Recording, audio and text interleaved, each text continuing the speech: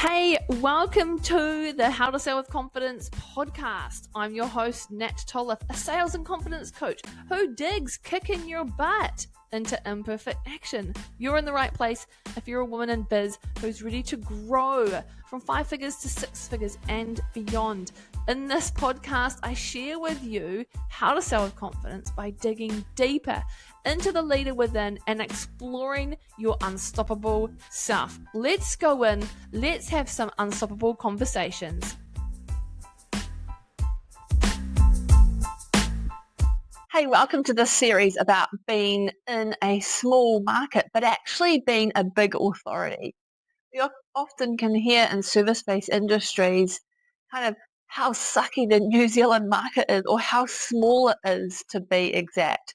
And I'm here to tell you that actually I've been in business 11 years only with a New Zealand market. We often look to the US or the UK and wish we had those millions of potential customers. Now, don't get me wrong, for some people they can get into these markets.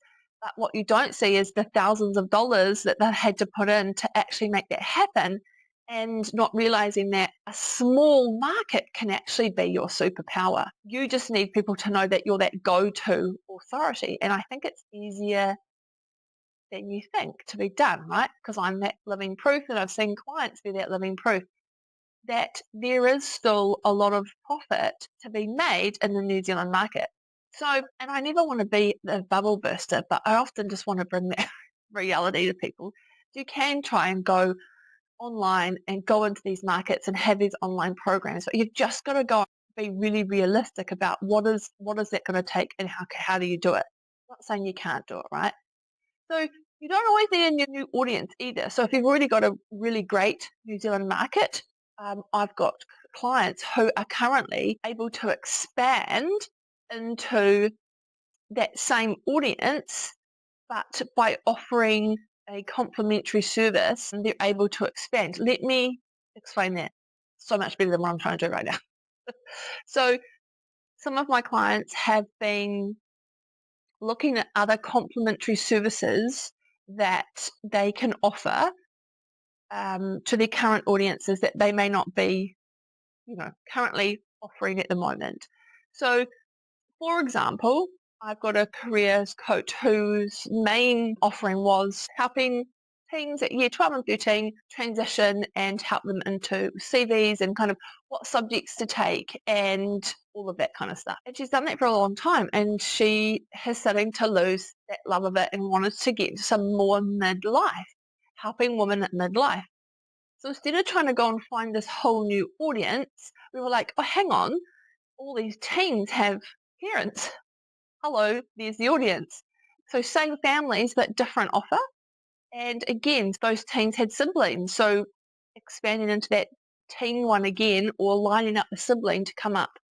So that client started this idea with the midlife, putting their offer to the current audience, but widening it, and then deciding that actually through MVP, minimal viable product, that this is something that people wanted, and has now started to offer that, and actually instead of leading with that career teen foot, she's now leading with the midlife career foot, which is super exciting for her. So that's one way that you can, same audience, you're increasing your authority, which I think is really exciting.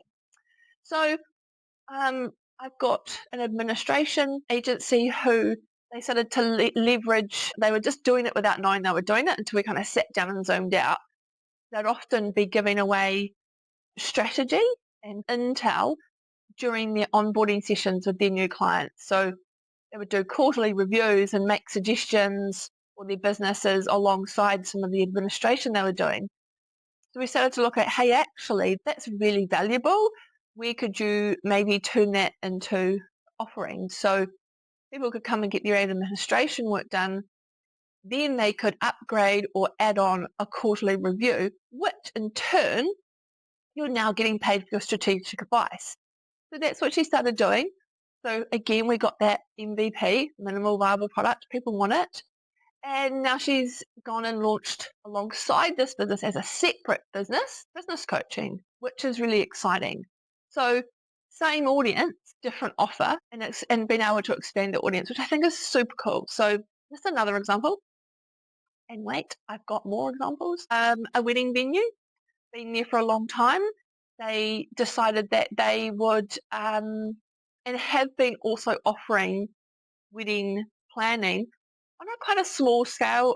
Wasn't something really they pushed, but we started to push it a little bit just to see what her audience would do. They loved it.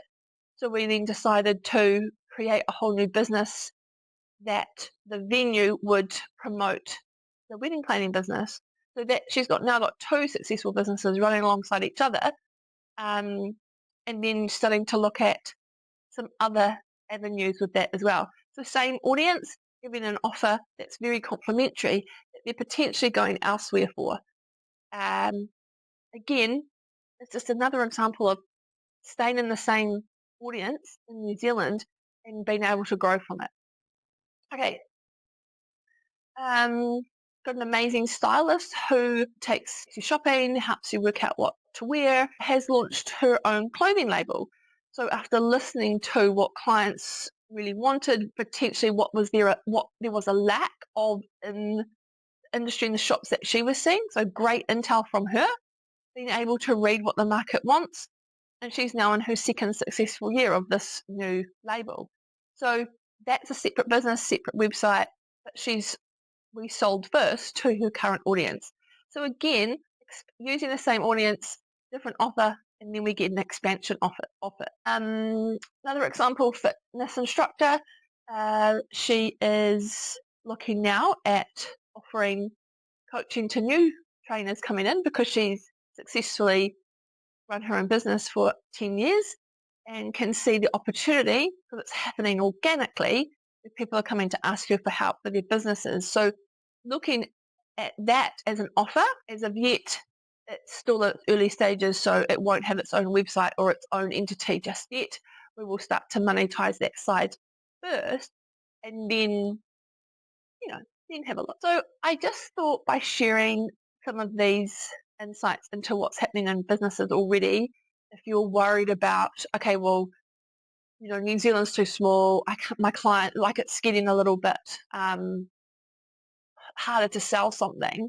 Really try to flip your mindset around to be like, actually, your current audience is a goldmine of opportunity. Where can you find those gaps? Is there something that your team or yourself you'd love to do and that you're passionate about? And it's not just well, I can do it, therefore I should do it. It's going to has to make some really good financial reason that you go and do it, right? Not just a willy-nilly idea. And that's what we've got to be careful of, is you might be someone who has amazing ideas of opportunities.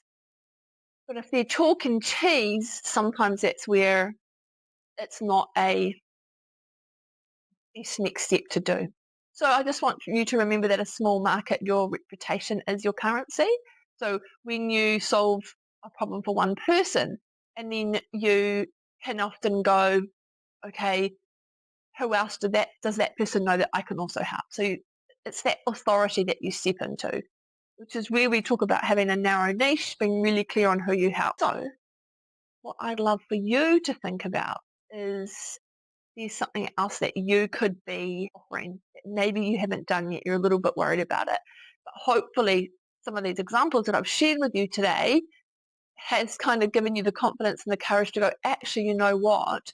This makes sense that I do now offer that. An example too for me coming up is I will often have clients who financially don't understand profit and loss, P&Ls, or financial forecasting. I have some knowledge in that, but I actually don't.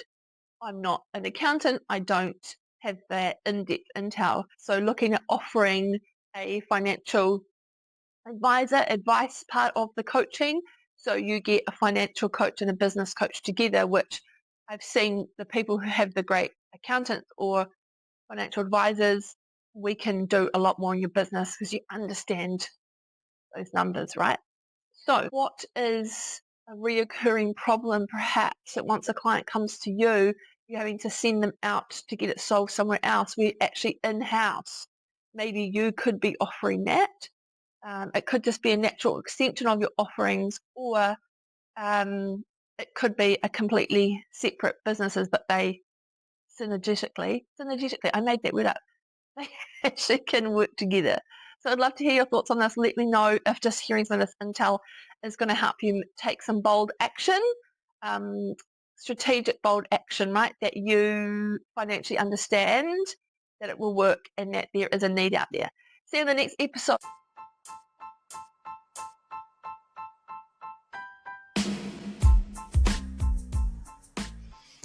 Hey, you gorgeous crew, thanks for listening again. And if you've been under a rock and you didn't know, my second book is available, Become Unstoppable, How to Stop Playing Small, Keep Up with the Bloody Joneses, and Play a Bigger Game.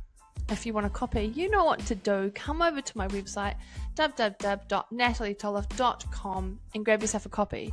And remember to share this podcast around with your biz friends. Plus, if you're liking it on whatever platform you're listening, please give it a rating so we can keep it going around and around. Catch you later.